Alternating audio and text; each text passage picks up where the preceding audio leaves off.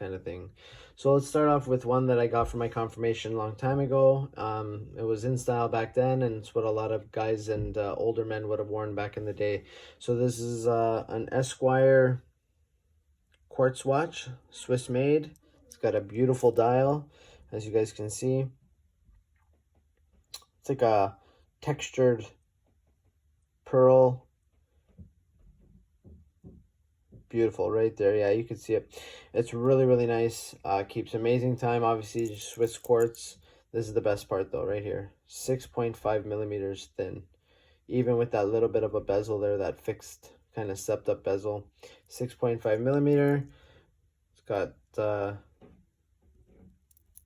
kind of a solid link bracelet, like a jewelry style bracelet. Obviously, it's going to drape. It's super comfortable. Doesn't even feel like it's on your wrist. And yeah, so this is a special timepiece. It's probably not going to go anywhere. And sometimes I'll wear it. Depends on the event. It goes good with a suit. And sometimes just lying around the house when I'm lazy and I feel like wearing a vintage piece, I'll put this one on. So moving along, next we have another 34 millimeter watch, which is my dad's. He doesn't wear it. He already beat it up a lot. I kind of got it serviced. I got it running again. And this is an original Omega Geneve. So you can see signed crown. It's even got that crystal mark in the center. It's going to be hard to pick it up on camera, but it's right on the pinion there. It's got the Omega logo. This has got the old school Omega logo as well. It's not running right now. It is a hand wind, but the movement is fantastic. It's a 600 series, 17 jewel hand wind, and I put a new bracelet on there as well. I gotta do another round with Polywatch, as you can see,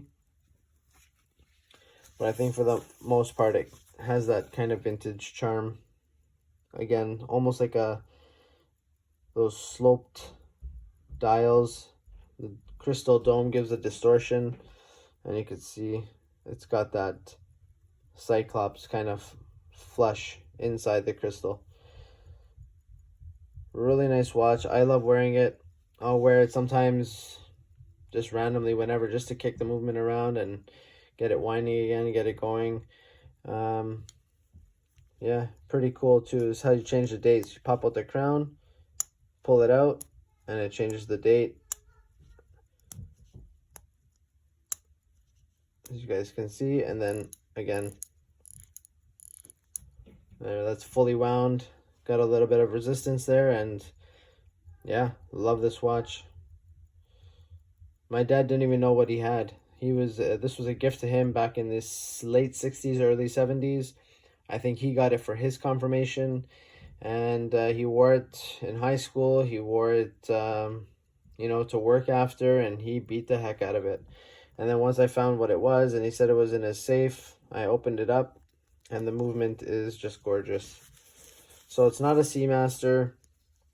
It's just an Omega Geneve 613 caliber. And yeah, this is just a beautiful watch. Probably one of the nicest, classiest vintage in my collection. Really nice watch. Moving along now. Sorry guys, that was just the background. I got a 34 millimeter and 42 millimeter lug to lug. This is just a fossil. Somebody gave this to me. It's kind of different. It's in the collection because I don't have a square watch. Kind of reminds me of the old tanks, Cartier tanks. Obviously it's too big to be a reverso, but it kind of similarly reminds me of, I think Seiko made a couple of models of these, and obviously Cartier. It's got a really, Fossil does a really nice job with their leather bands. So really, really nice leather band. Signed buckle. Kind of just chrome, shiny, polished case back. And again, just another quartz. Does really well, keeps the time. No complaints.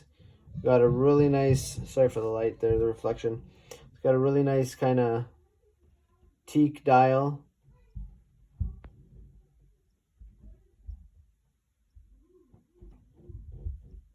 There you go. Really nice. Really nice. About $100, inexpensive, but just a grab and go ready quartz. And again, it's a dress watch, so it's gonna go with a suit. It's gonna go. You can wear this with a shirt and pants, jacket, blazer, all that kind of stuff.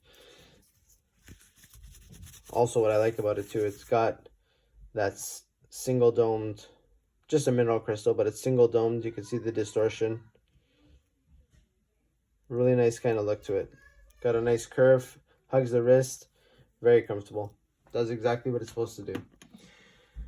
Next, I have a Bulova, I call it Bulova, and a really nice watch. I got this watch, it came on a metal bracelet, but it was really cheap, so I changed it out, put it on this kind of Cordova, nice leather, quick release spring bars, kind of this sailcloth material. It's really nice. I love the color, it works well. It's like a silver slight sunburst stepped sector dial. That's a mouthful. But yeah, really nice quartz watch. Again, no date, simple, easy, and reliable. And it's very simple. I love the 36912 Arabics, and then the other markers are all applied so it catches the light. And again, just a dress watch. Really nice strap though. Got this off Amazon. Nice milled finger there. Good hardware, solid hardware. And this, if you guys are wondering, this is a 38. So I'll put this beside the Omega. And there's the difference. So 38 versus 34. And both obviously being quartz. Super thin. It's got the flat crystal. But again, look at that. Just that distortion. Really nice effect. Kind of cool. I like it. Again, simple, easy. And then on to my homage watch. One of two in my collection. The second one is going to be coming up in the sports watch. You guys stay tuned for that. That's coming soon. That's going to be version 3, sport watches and dive watches. I'll kind of group those together. But yeah, this is my first homage, and it's kind of a homage of I've seen JLC, I've seen a Patek model. There you go, it just started kicking in. It's got a exhibition case back. It's a Chinese movement. It's actually not all that bad. The movement's pretty accurate. I haven't had any issues with it. And yeah, it's a really nice watch. Obviously a little thicker because of the movement, but it's got the complications on the side. It's got the moon phase. It's got the, fake blued hands. They're not thermally blued, but kind of gives it a nice effect. It's got the day on the right, the date on the day on the left, the date on the right, and then it's got that open heart kind of skeleton see-through cutout there of the dial. So really nice. It's got a nice deployment clasp, and basically just sits on wrist, and it helps keep the leather alive and lasting a lot longer. So this is a really nice kind of homage. I like the dressy part of it.